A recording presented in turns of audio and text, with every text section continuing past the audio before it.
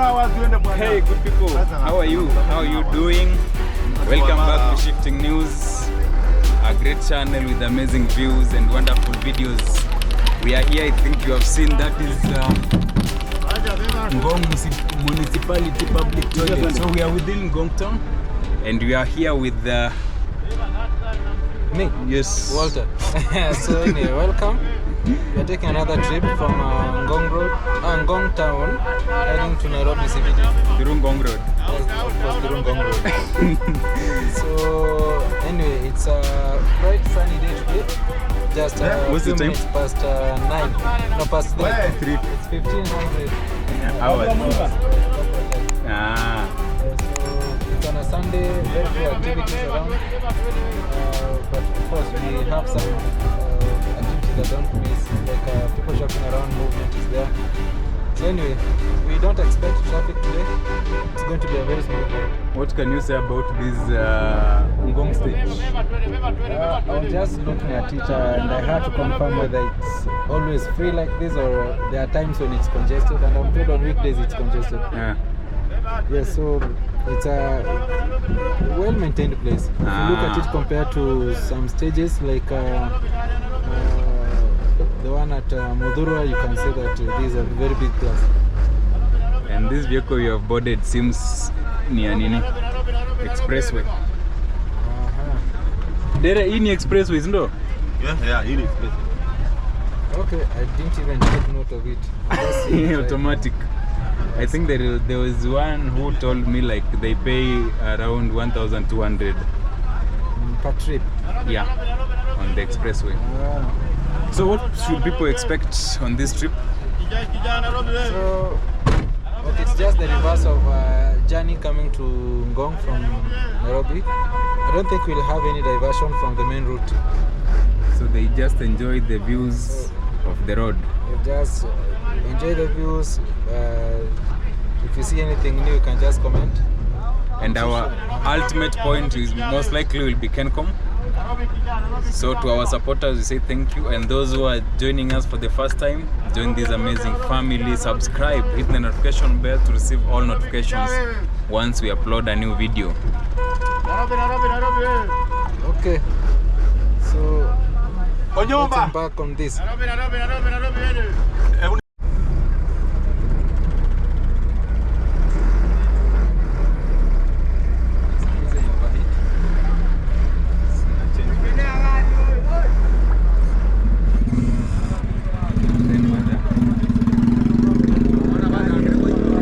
Toga pun kuno yo kurita tak. Bari yo mata. To kure mantap. Nama tina ni kyo aja waktu yo kuno kore.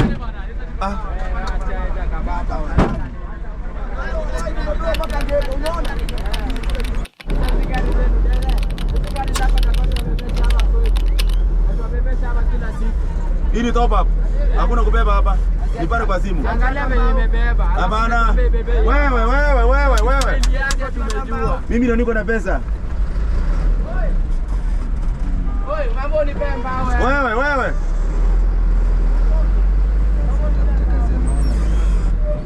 Hakuna pesa hapo.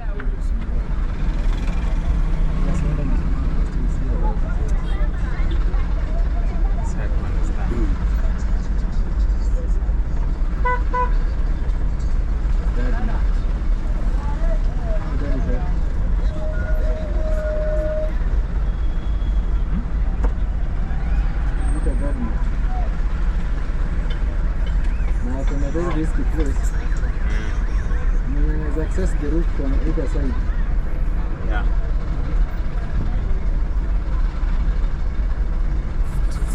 Just kama mweke ile electrocution. Sijui kama unasikia kitu anakaa kwa mabati kuja kupanda.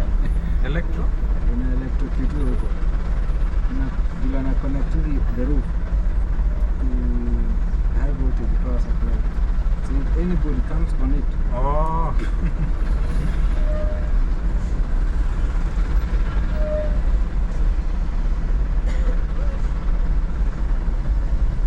Ile masaa yangeuza zishafa zote.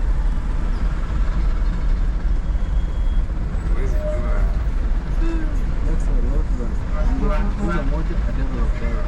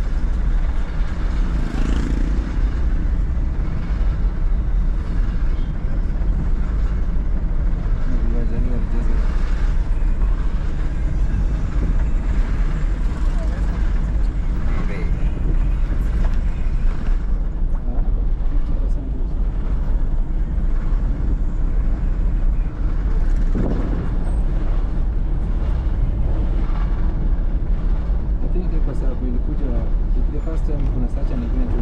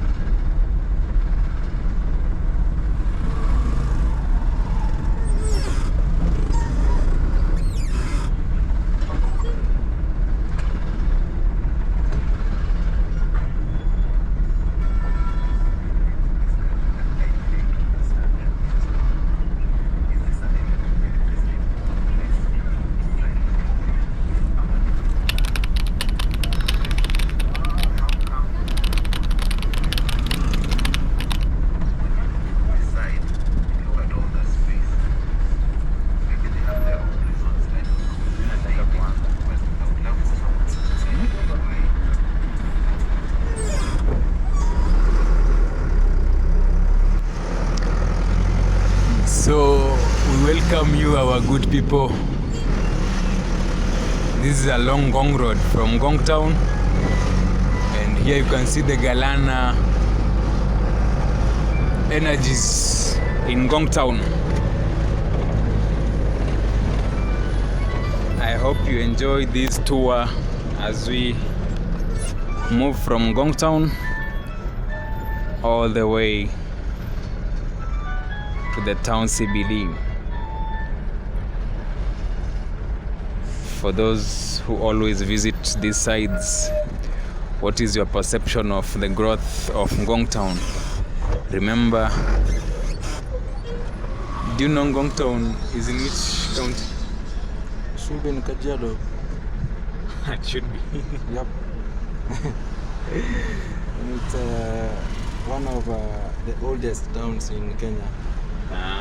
Yes, but it was very silent initially because we had wildlife roaming around before now. Wildlife? From what I know, Yeah. it wasn't fully a residential town. Okay, its environment was not fully a residential place, but slowly the homes began cropping up and residential houses, and so people saw it better to move from Nairobi coming to this side as they commute, going to work and then coming to this side. Do you remember our tour to Kimuka? Kimuka, no, I wouldn't remember that in particular. I think. Do you remember that day we were in Kiambu town? Yes, Then we moved, we came to Ngong. we had a connected. we had a tour with Someone. Michael. Yes, okay. Shout out to Michael for if you watch this one. Yes, but you see those names are very hard to remember if you don't frequent the place every day. But it was a very brilliant tour. And a good place to invest. And I think I hear people are now fully investing in that area. Yes, you can see there are so many non-traditional settlement areas which are now coming up in areas which were not expected some decades ago. But generally, people who live these sides, when you're coming to hustle, you tell people unakuja Nairobi. Yes, but in terms of good, yes, when you're going to work in Nairobi, but then come and live on this side. No, even for those who live these sides, and maybe Ushago, they tell people wanaishi Nairobi. They still call this one Nairobi? Of course. Okay. Ama for lack of how to explain themselves out. And you can see the road network needs to be expanded on this side. Because it's only one way, which is not sufficient, considering the number of road users on a daily basis. So what triggers the overlapping? Pardon? What that matatu did, that bus did. Of course, overlapping is a norm in Kenyan roads, especially with the public service vehicles. Maybe because of impatience, or and sometimes it leads to building up traffic lights and traffic jams, which are unnecessary in some places, because if you find people following their own route, there wouldn't be such congestion in some areas. But I still believe that this road should be really expanded to take care of the high number of traffic. You know, Ngong Road was expanded up to, I think it's the Karen Junction. Then from there, I think we'll see as we move from this side up to Karen Junction, it is not dual, but from there, I think it's dual. Yeah, there's a time we covered that. Yes. Where we looked at where the dual roads ended, and then we moved into a very narrow road ahead. So it should be the same, but now in the reverse direction. Yep. But Ngong seems to be growing very fast. Growth in terms of population, infrastructure, or all of them? Nearly all of them. Then maybe in terms of, do we say building some accommodation, some buildings? Yes, you can see the number of people moving to Ngong is high. Number of residential houses are also increasing, so you can see those two are growing. But now in terms of the pressure on the existing infrastructure, it's not growing proportionately to that. So you have some areas which are very sluggish. It's very common to find areas with very rough roads. This is just the main road, but you see the feeder roads, find some of them are supposed to be upgraded. If you look at how we access the market, some of those small streets maybe could have been tarmac, not tarmac actually, using the cabros and the rest, so that they're not just bare land as they are. So we just hope all that will be taken into consideration in order to take care of the needs. Maybe for our followers who have good information or good history about the growth of Ngong Town can tell us, maybe in terms of, let's say, a span of 10 years or a span of 5 years, is there a major, let's say, a major difference in terms of growth, in terms of people relocating to come stay these sides, and maybe in terms of, do you know, sometimes traffic is sometimes hell when you are coming to Ngong? That is expected. On weekdays, it's expected, because even today, there are some areas where we found traffic jam was building up.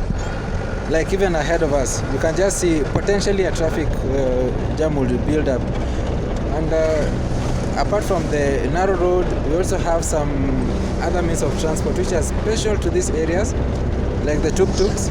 So in case it's not picking up speed that much, also going to lead to traffic in some places. And we are now crossing the SGR line, the one that comes to Ngong Town all the way to Suswa. Then there will be, I think, a phase 2 and phase 3 all the way to Malaba. Suswa had a nickname. The SGR to nowhere. Yes, it used to be that. I don't know if there's any development there, so that we don't. No, nowadays people go there for picnics, maybe to hike the Suswa Hills. Is it Suswa Mountain or Suswa Hills? So those are mountain hike. Those are going for hiking. But what about the others? Not everybody. Oh, in terms of infrastructure and housing.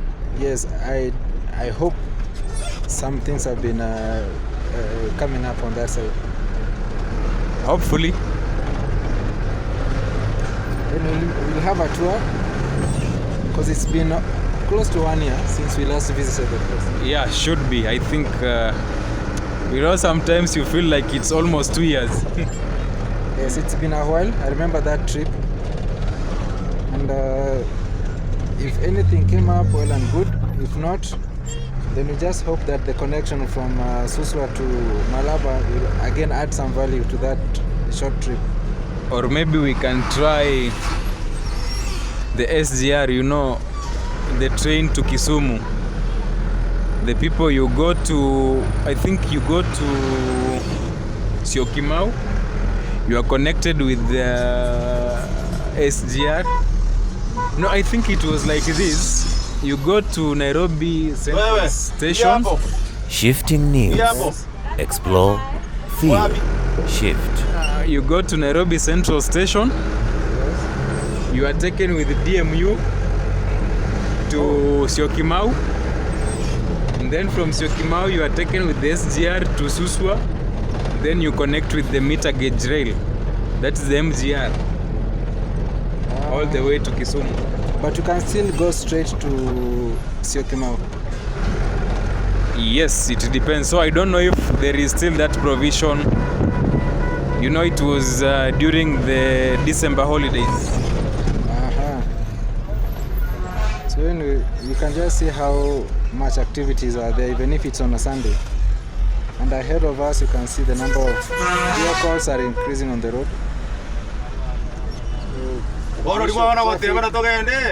Should be ahead to those daily users of this road.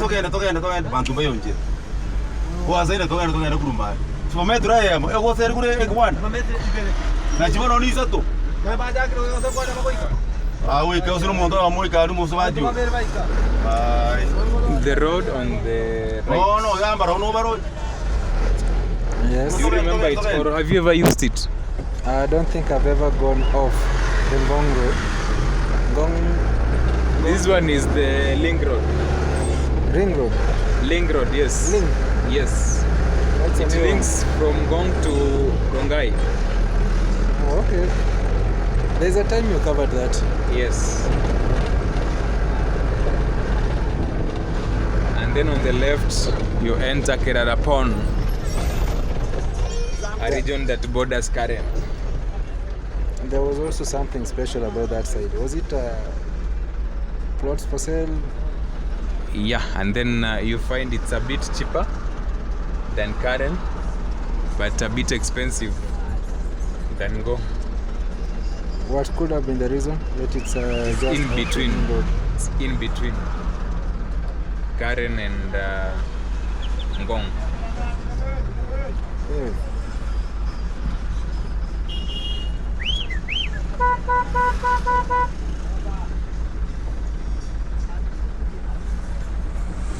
So we have to wait for other passengers to board. If you're watching us, we are still along Ngong Road. So Ngong Road will take us all the way from this side up to Kenyatta Avenue. Okay. So we tag along up to the end. Yes. So for those who are joining us for the first time, join this amazing family, subscribe, hit the notification bell to receive all notifications once we upload a new video.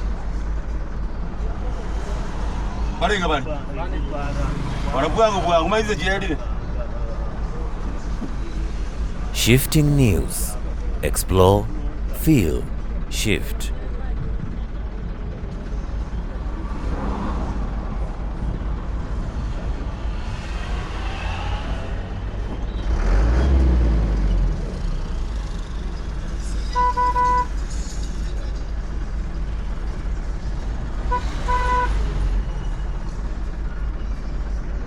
So what would be your comment to those people who would wish to invest these sides of Ngong, Kiserian, Matasia, and such areas?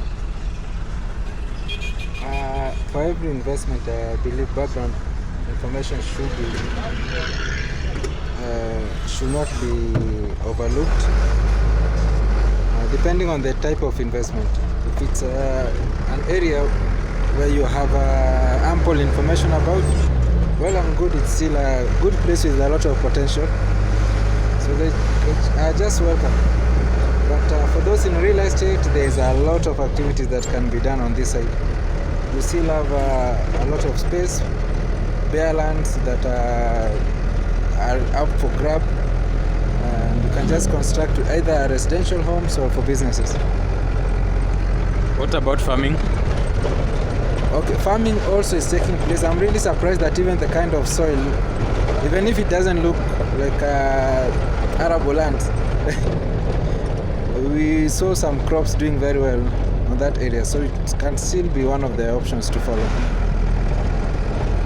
We saw good fruits like apples. Yeah, and they were very zilikuwa zimejaza mti. Yes, we had apples. We've seen corn, maize crops. And also veggies.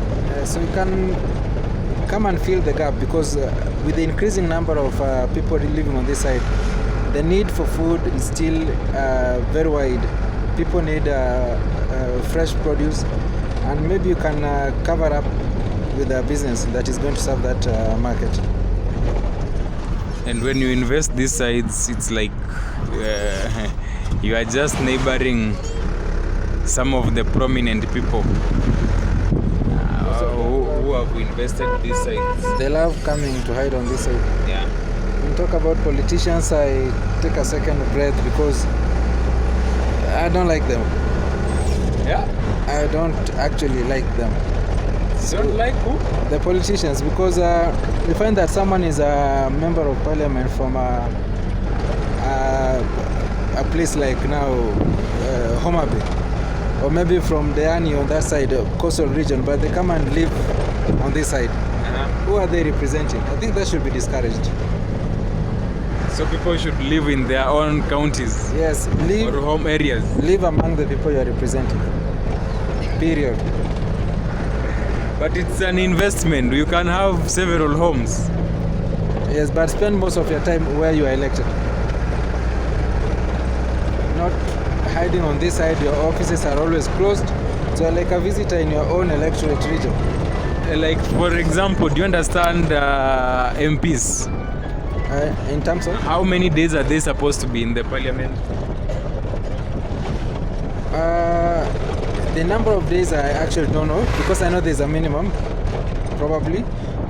But all in all, being in parliament is not everything, as long as it's a productive visit. You might be what's their work?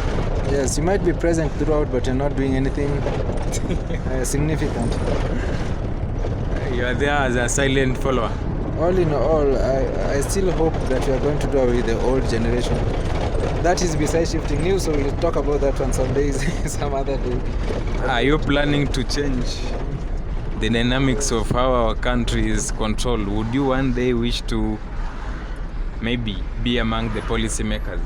My biggest advice, and something I've observed with Kenyans, we love taking the easier route. Like, we are not willing to do the hard part. We want to enjoy the fruits, but not take part in the difficult part of course, change making. By that I mean, you see, we all want changes. We complain about taxes, we talk about poor governance, but when we talk about now taking up that task of trying to spearhead for those changes, we have a very few number of people who are doing it. Take a case study of legislatures, like one of the senators, I'll not mention his name because it's known very well, who has always been at the courtroom. Whenever there's anything, he will go and challenge them. Why would it all Kenyans take up that task? So that when there are issues, you follow the right channel, try and air it, instead of complaining with all of us at public barazas. That will not change anything. So you kind of ask, who is that leader who is going to change this? Why do you keep on asking that? We should be the ones leading the path, and let others also follow the examples we are putting in place. Do you think we are anywhere near what is happening? Let's say, like, take an example. I know it is a first world country, but take an example of the US, where even the leaders are walking freely, interacting with the people. My problem with the leadership we have in Africa, not just Kenya, is that we create demigods from these leaders. Yes, they're supposed to be like public servants, but now what have we done? We put them at a very high position, so we feel like they're some kind of earthly gods, while the people who are supposed to be represented are now insignificantly placed below the ladder. So you see, if we are supposed to change all this, it's not just about the kind of people who are put in place. It's about the whole mentality. if we redefine what public servant means, then we're not going to have these issues where we have politicians surrounded by 1,000 police officers, and they're only interacting with people, with the ordinary Kenyans at the point of looking for the votes. But now after election, what happens? You never come across them. You are either pushed aside by their bodyguards.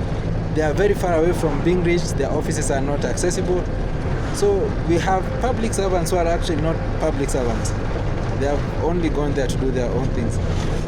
So the dual link starts from here. That's why we have a dual road. That is dual Ngong Road. Okay, so this now we'll see wider roads ahead compared to where we're coming from.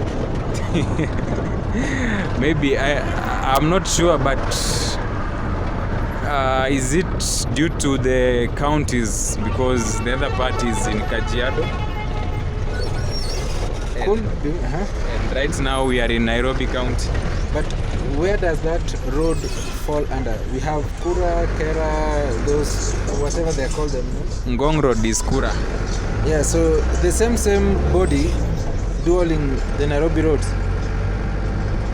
No, that one is Kura, yes. Okay, if they are falling, they fall under the same category of road, then they should also have the same resource allocation for them. Let's hope they will do all that section. Yep, that's what we all live with in Kenya and Africa. We hope. But let's see if changes will take place. So as we'll be continuing this tour, I hope you will enjoy the views. Now we will be starting from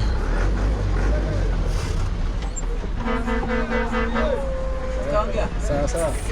Okay. sawa pamoja.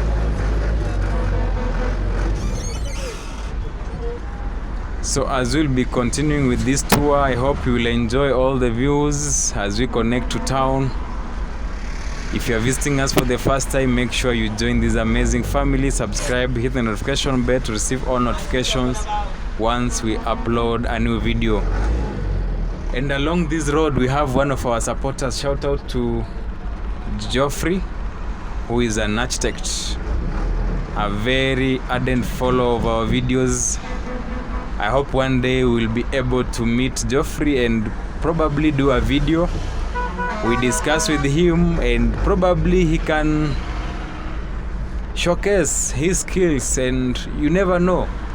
From such showcasing we can get people who can engage him in the different services an architect can offer.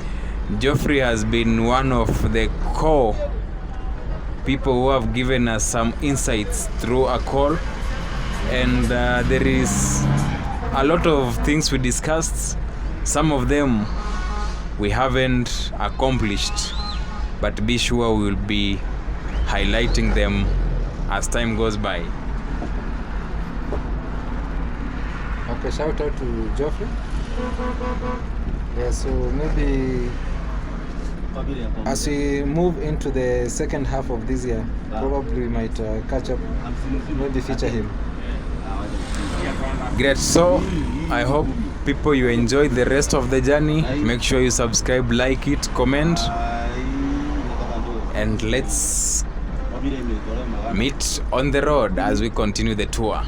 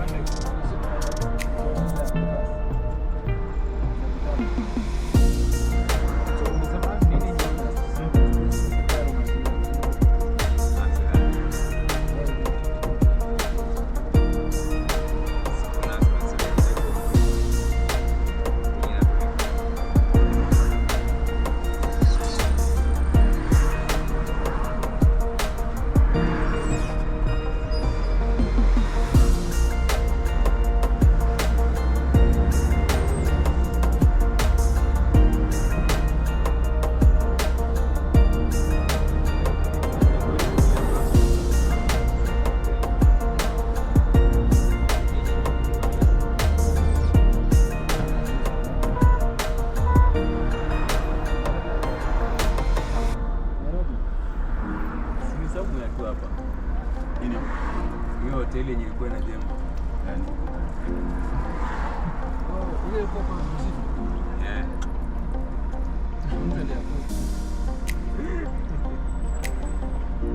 Sasa ndio utapata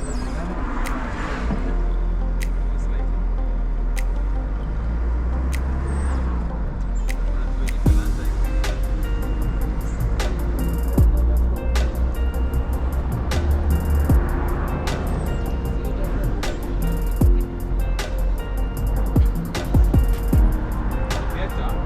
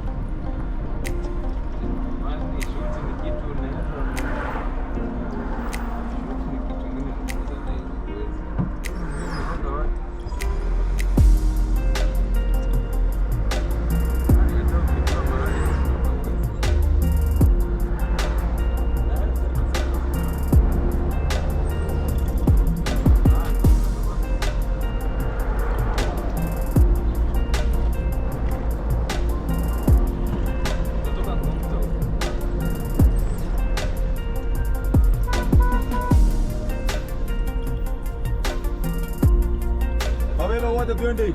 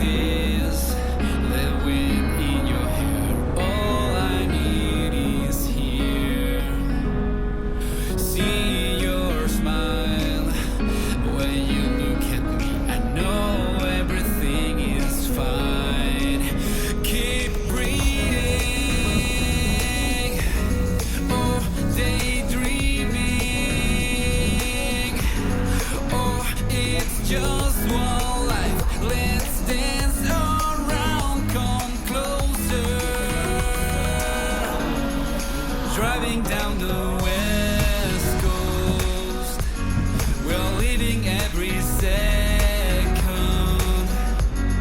I know we can get where we want. The sunset comes on days like this. Driving down the west coast, breathing, feeling the heat of the sun. Your smile keep me on the road, 'cause sunset comes on days like this. Driving down the west coast, driving down the west coast. Can you hear? This is the melody that I made for you. Hold my hand, let's go around the world, let's sleep under the stars. Keep breathing, oh, daydreaming.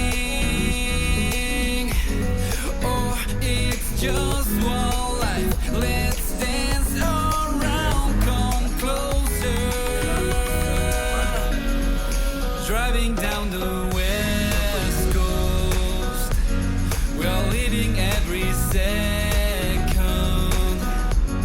I know we can get where we want. The sunset comes on days like this. Driving down the west coast, breathing, feeling the heat of the sun. Your smile keep me on the road, 'cause sunset comes on days like this. Driving down the west coast, driving down the west coast.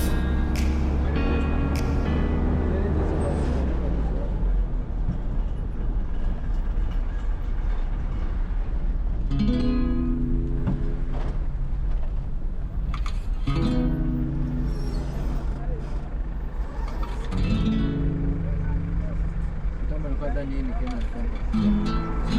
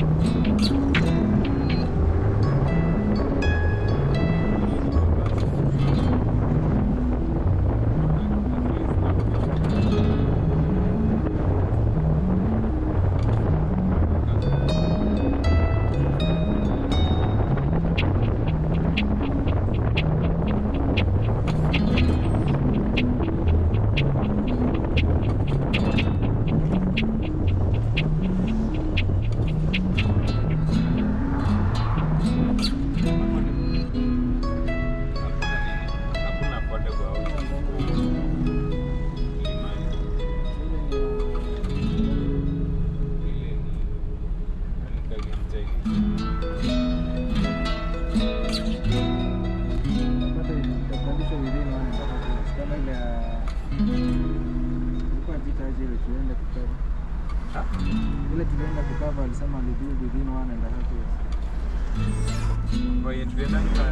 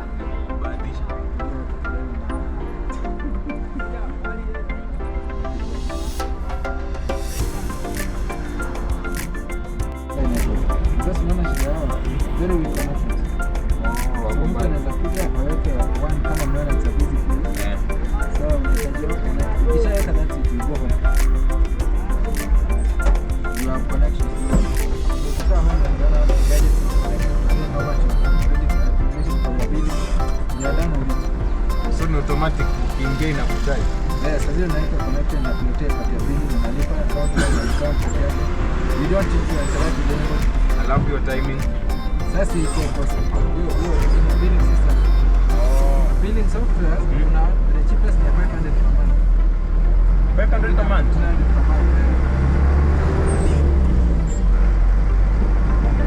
So kutegemea venye wewe mwenyewe utaseta hapo. Kisha mrasa unasetia hapo na kwa hiyo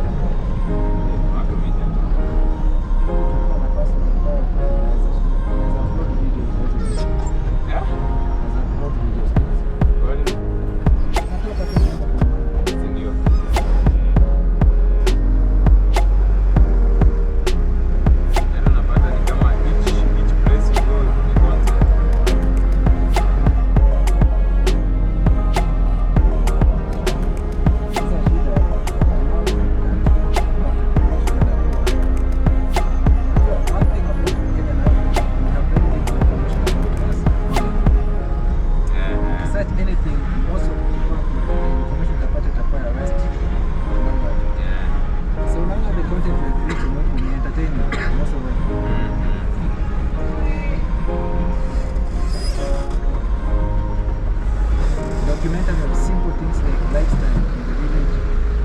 Kama hizo haziko mbele. Yeah. Hizi mambo za how to whatever it is, zote zinakuanga za honest. How to boil water. Kuonyesha kama naonyesha kona.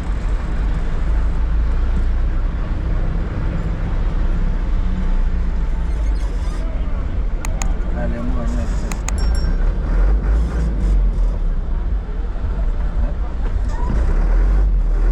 Kuna sehemu moja. Kinyozi wao ndo alikuwa mmoja.